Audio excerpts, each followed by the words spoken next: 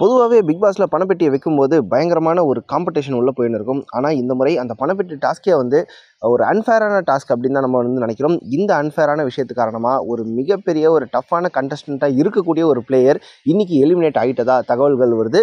Daily Darbar நேயர்கள் அனைவருக்கும் வணக்கம். இது பிக் பாஸ் சீசன் 8க்கான ரிவ்யூ. பணப்பெட்டி டாஸ்க் அப்படின்னு வைக்கும்போதே அது ரொம்ப ஒரு மைண்ட் கேமாக தான் இருக்கும்.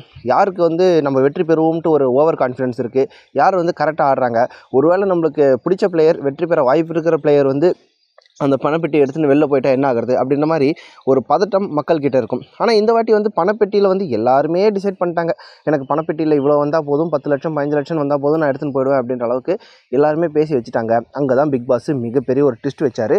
பணப்பெட்டிக்கு காம்படிஷன்ட்டு வைக்கிறாரு. அண்ட் அதில் இன்னொரு பெரிய ட்விஸ்ட் என்னென்னா, நீங்கள் எடுத்துகிட்டு வர பணப்பெட்டியிலேருந்து நாங்கள் வின்னரோட அமௌண்ட்லேருந்து அதை கழிச்சிருவோம் அப்படின்ற மாதிரி சொல்லியிருக்காங்க. இதில் நம்மளுக்கு ஒரு 2 விஷயம் புரியல. ஒன்று, இப்போது 5 லட்சம் 10 லட்சம் எல்லாருமே எடுத்துன்னு வந்துடுறாங்க, அது வின்னரோட அமௌண்ட்லேருந்து கழிச்சிடுறாங்க. ஓகே, சப்போஸ் யாராவது பெட்டி எடுத்துகிட்டு வெளில வந்து எலிமினேட் ஆகிட்டாங்கன்னா அவங்களுக்கும் எலிமினேட் ஆகிடுறாங்க, பெட்டி இருக்கிற பணம் இல்லைன்றாங்க. ஸோ வின்னர்லேருந்து கழிச்சிட்டு ஒவ்வொருத்தருக்கும் இண்டிவிஜுவலாக அந்த அமௌண்ட்டை அவங்க கொடுத்து செட்டில் பண்ண போகிறாங்களா இல்லையா அப்படின்றத பிக் பாஸ் வந்து இது வரைக்கும் எதுவும் தெளிவாக சொல்லலை. ஜஸ்ட்டு வின்னர் அமௌண்ட்லேருந்து கழிப்போம் அப்படின்னு மட்டும் தான் சொல்லியிருக்காங்க. ஒருவேளை அந்த கழிச்ச அமௌண்ட்டை யார் யார் எந்தெந்த பொட்டி தூக்கின்னு வராங்களோ அவங்களுக்கே கொடுத்துட்டாங்க அப்படின்னா எல்லாருமே ஒரு பல்கான அமௌண்ட்டோட செட்டில் ஆகிடுவாங்க அப்படின்னு சொல்லலாம்.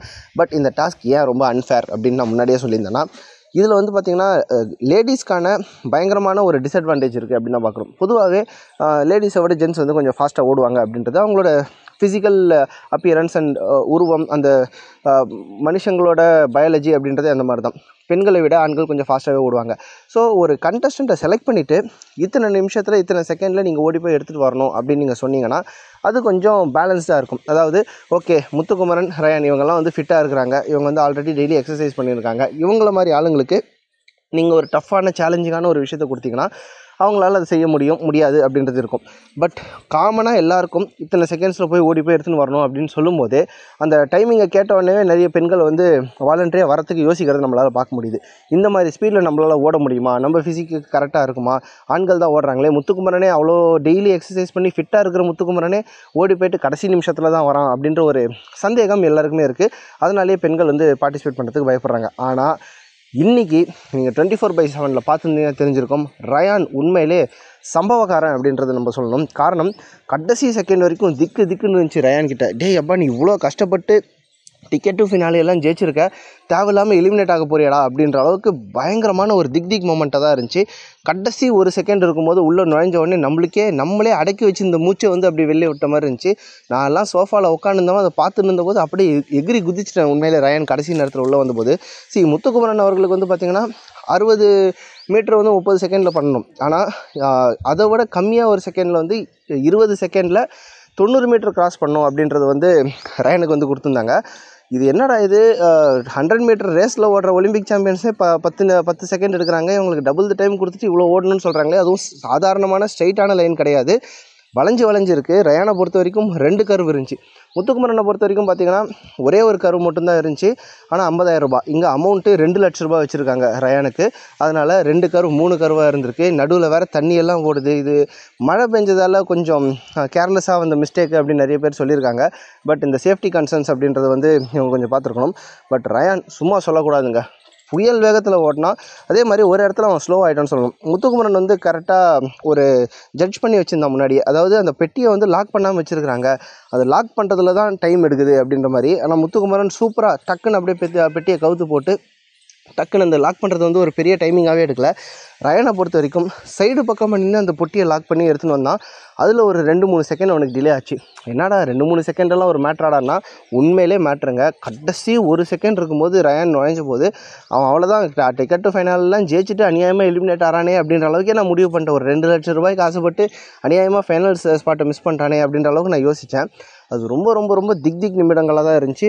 பாஞ்சு கடைசியில் ரயான் உள்ளே வந்தபோது சுனிதா எல்லாம் ரொம்ப ரொம்ப பக்குன்னு உட்காந்துருந்தாங்க. உண்மையிலே அந்த எபிசோடை பார்த்துட்டு அப்படியே நான் அந்த வீடியோ ரெக்கார்ட் பண்ணுறேன். என்னாலையும் இன்னும் வந்து அந்த டென்ஷன் வந்து கட்டுப்படுத்த முடியல அப்படின்னு தான் சொல்லணும். பட் இன்னொரு தகவல் வருது, உறுதிப்படுத்தப்படாத தகவல் தான். ஏன்னா நிறைய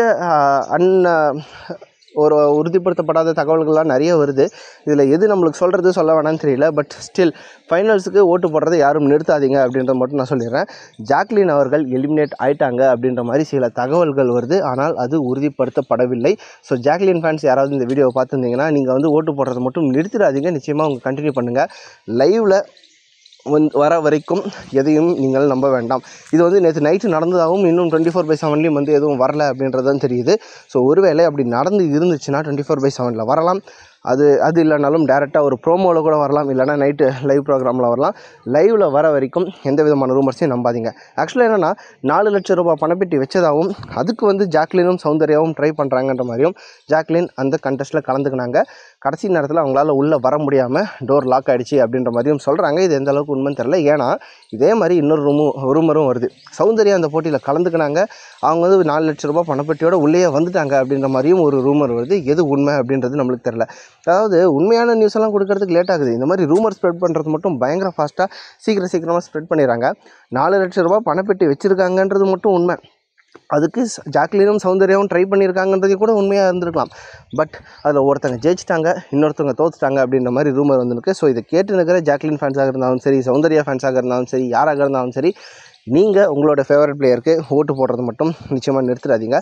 இந்த இடத்துல நான் முத்துக்குமரனை ஒரு தடவை பாராட்டி ஆகணும். காரணம் இது வந்து இப்போ டைட்டில் வின்னரே முத்துக்குமரன் அப்படின்ற அளவுக்கு தான் மக்கள் மத்தியில் ஒரு பேச்சு போகுது. உள்ளேயும் முத்துக்குமரனுக்கு அது ஓரளவுக்கு சென்ஸ் பண்ணியாச்சு.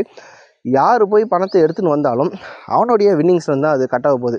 ஒருவேளை ரயான் வந்து 2 லட்ச ரூபாய் எடுத்துன்னு வந்துட்டாலும் அது முத்துக்குமரனோட அமௌண்ட்லேருந்து தான் கட் ஆக போகுது.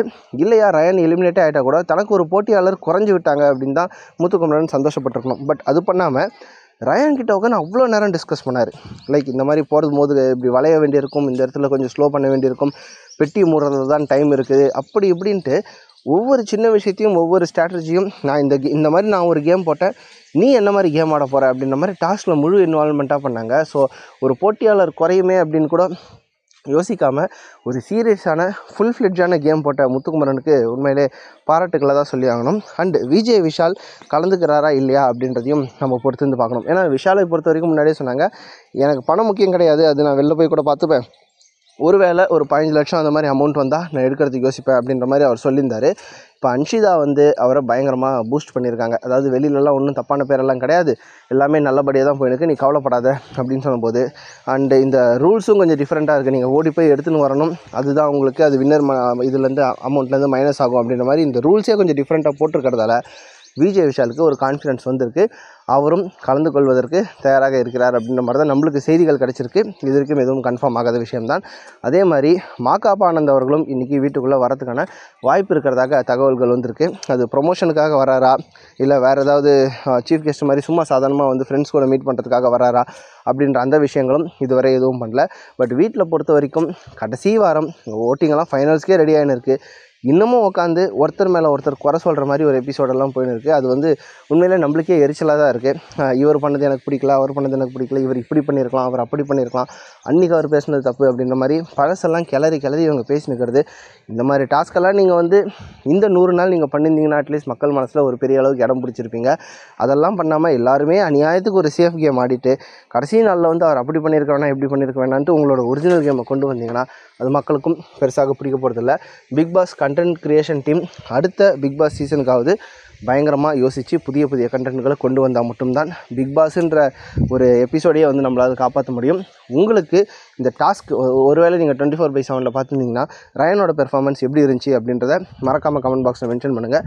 மீண்டும் இன்னொரு வீடியோவில் சந்திப்போம். நன்றி.